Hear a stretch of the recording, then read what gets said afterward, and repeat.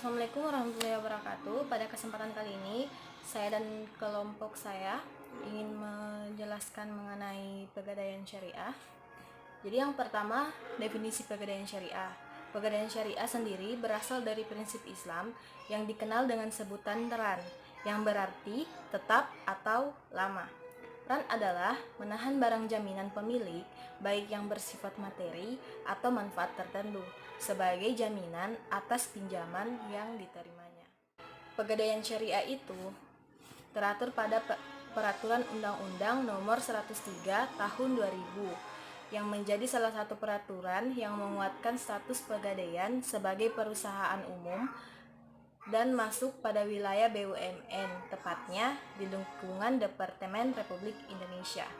Jadi yang kedua itu Undang-Undang Nomor 9 Tahun 1969 yang pada pasal 6 tercantum bahwa sifat usaha yang dilakukan oleh pegadaian. Terus pada pasal 7 disebutkan bahwasanya ada beberapa tugas pegadaian, yakni antara lain ikut serta dalam meningkatkan kesejahteraan masyarakat. Yang kedua, menghindarkan nasabah ataupun masyarakat secara luas dari penyelewengan. Terus yang ketiga, pasal 1150 KUH Perdata sampai dengan 1160. Dalam pasal ini semuanya berbicara tentang segala sesuatu yang berkaitan dengan prinsip kinerja dan yang lainnya. Kemudian Peraturan Undang-Undang Nomor 10 Tahun 1970, yaitu tentang perusahaan jawatan pegadaian. Yang dimaksud perusahaan jawatan pegadaian adalah lembaga-lembaga yang menerapkan sistem dan konsep pegadaian yang ada. Terus yang terakhir itu Undang-Undang 103 Tahun 2000 yang itu mengatur tentang perusahaan umum pegadaian.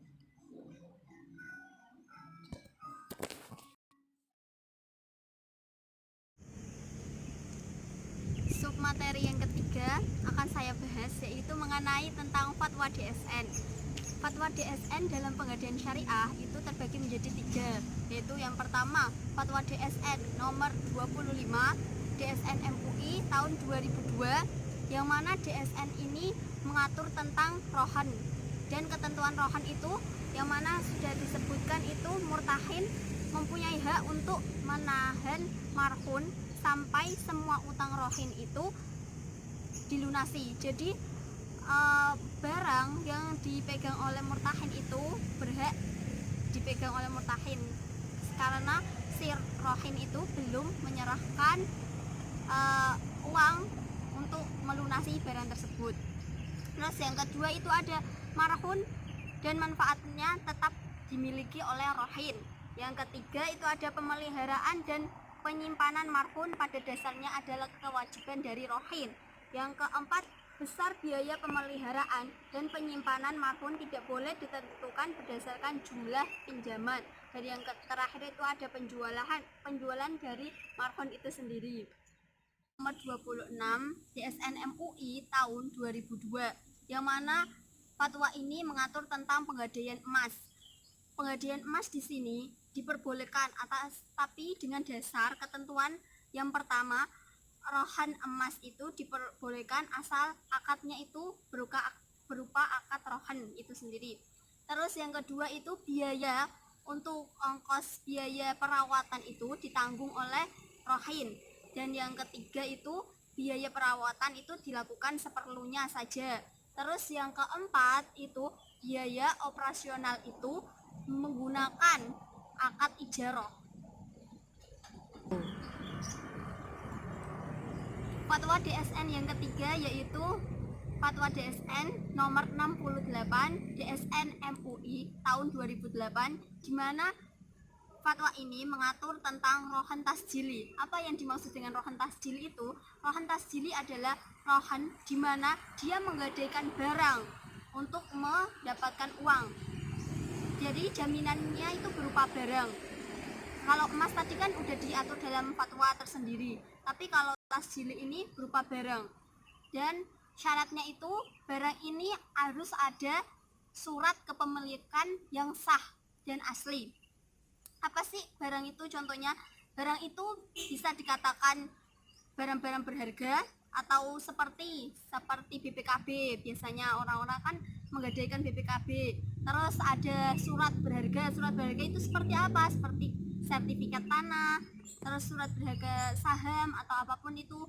Nah, terus bisa saja barang-barang berharga seperti motor, mobil, dan lain-lain. Selanjutnya, submateri yang keempat yang akan saya sampaikan mengenai prinsip operasional dari penggadaian syariah itu sendiri. Jadi prinsip operasional penggadaian syariah itu ada 5 ketentuan, yaitu yang pertama harus saling ridho antara kedua belah pihak. Jadi sehingga tidak ada kayak yang merasa didolimi atas kerjasama itu, atas penggadaian itu. Ya, terus yang kedua itu ada di mana kedua belah pihak itu harus menghindari dari praktik goror, terus tadlis sama riba, itu harus dihindari. Terus yang ketiga itu usaha yang dijalankan ini tidak boleh menggunakan akad-akad atau unsur-unsur yang diharamkan.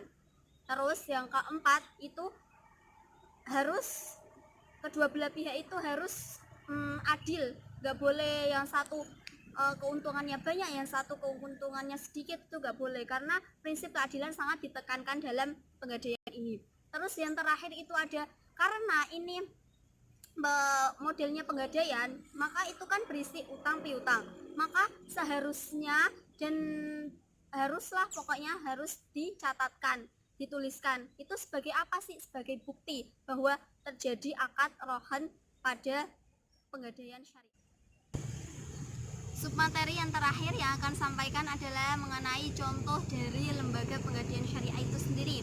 Jadi saya di sini mengambil contoh penggadaian syariah, PT Penggadaian Syariah, yang mana PT ini adalah milik keuangan negara dan PT ini berlandaskan syariah. Tapi dalam PT ini tidak hanya